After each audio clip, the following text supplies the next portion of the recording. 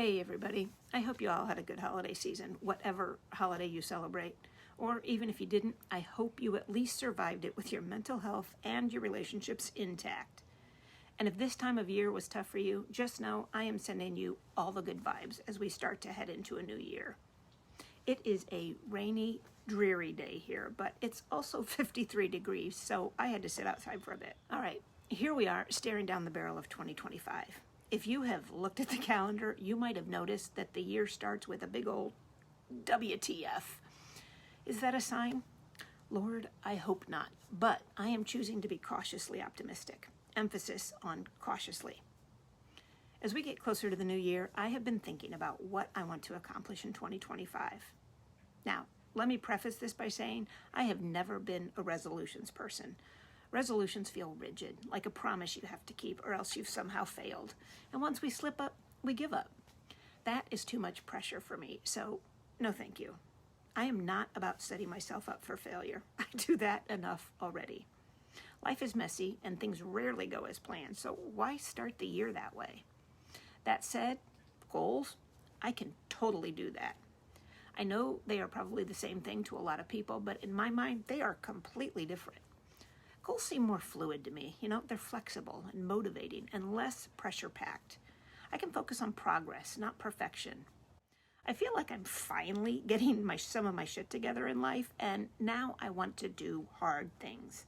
The kind of challenges that I have avoided most of my adult life. About time, right?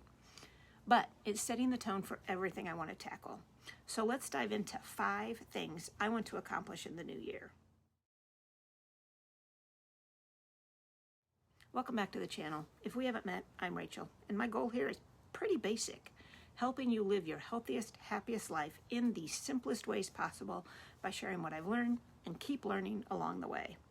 If that even remotely appeals to you, give me a follow and we'll see where this takes us. Goal number 1, declutter my house. Okay, declutter is not the right word. Can we stop being so gentle about this? I have a lot of crap and I need to purge. Decluttering ain't cutting it for me. I found myself sitting here the day after Christmas surrounded by more stuff that just entered my home, realizing that my house feels heavy. Not in a cluttered kind of way, but in a this is a mentally weighing me down kind of way. The motivator for this goal was actually kind of simple and perfectly timed.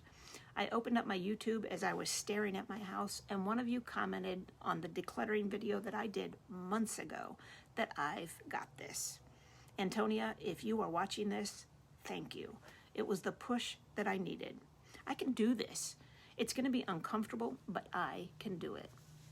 There are things in my house that I don't even like, but I have not been able to bring myself to get rid of them. Why? What is wrong with me? Is it the guilt that I have over the money I spent on them? Am I just lazy? The whole, I might need this someday, even though I've hated it for 15 years and I've never touched it. Or maybe it's it'll be worth something. Or is it just my ADHD kicking in and making the whole process feel overwhelming and presenting me with rabbit holes of distraction?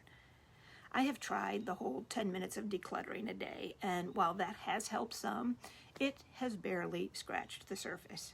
So in 2025, I need to push myself to get serious about letting go of the things that no longer serve me. If I am being honest, they never served me.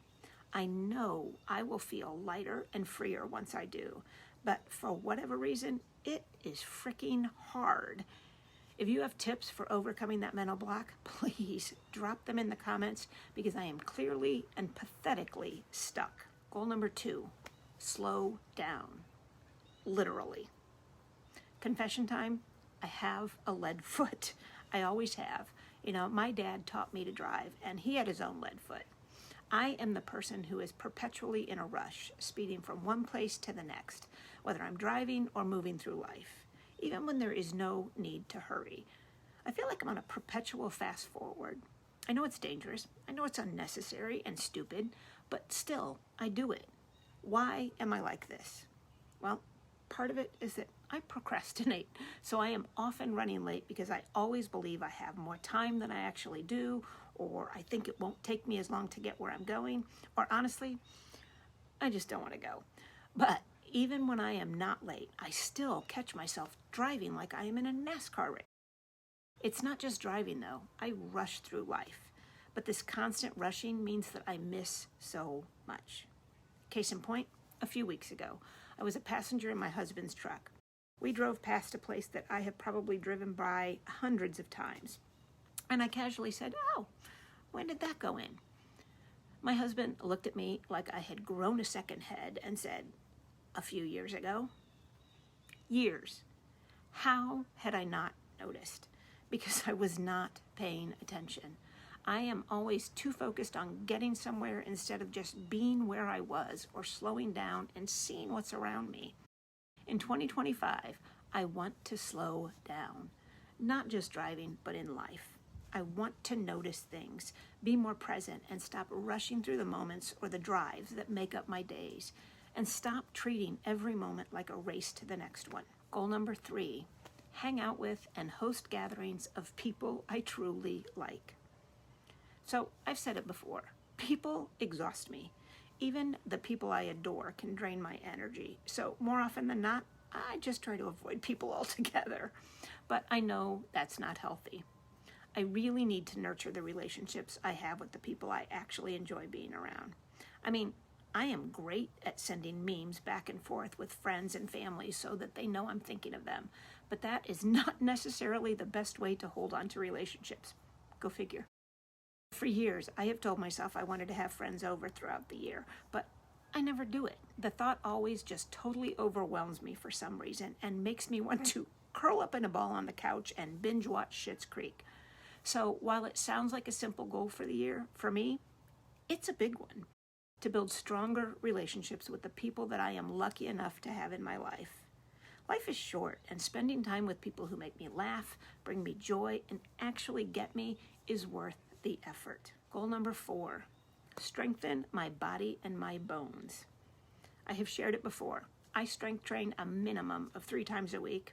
I walk my dog daily, now wearing a weighted vest, but I just got the results of my latest bone density test. And while I am still in the normal range, it has gone down again.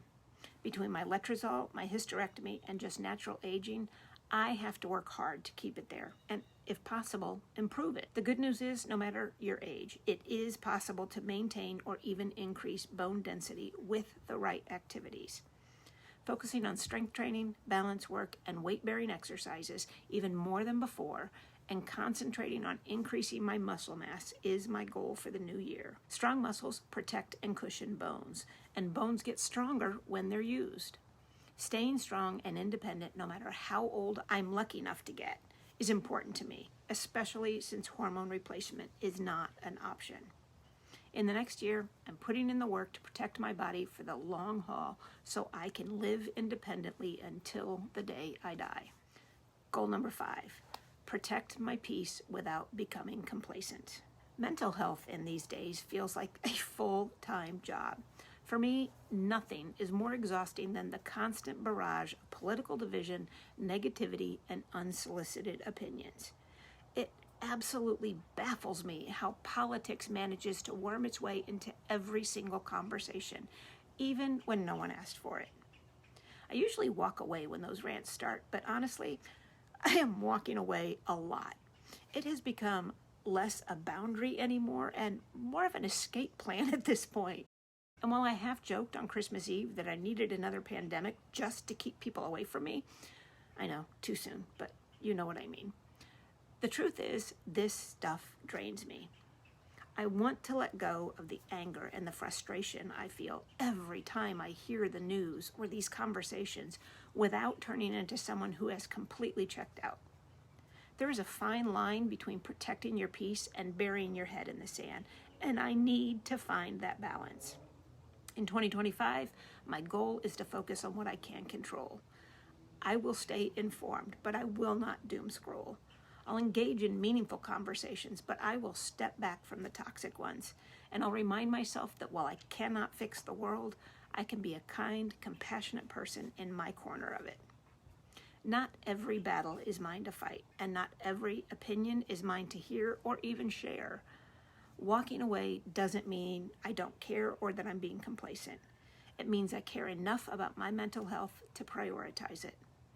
This year, I'm choosing peace, because if I don't, I might just start responding to every political rant with a two-fisted salute of the highly inappropriate variety, and trust me, that is not the vibe I'm going for. That is my list of goals for 2025. What do you think? Let me know in the comments. Share your own goals, inspire me, or just make me laugh. I would love to hear from you. As always, thank you so much for watching. Take care of you, and I will see you in the next video. Bye-bye.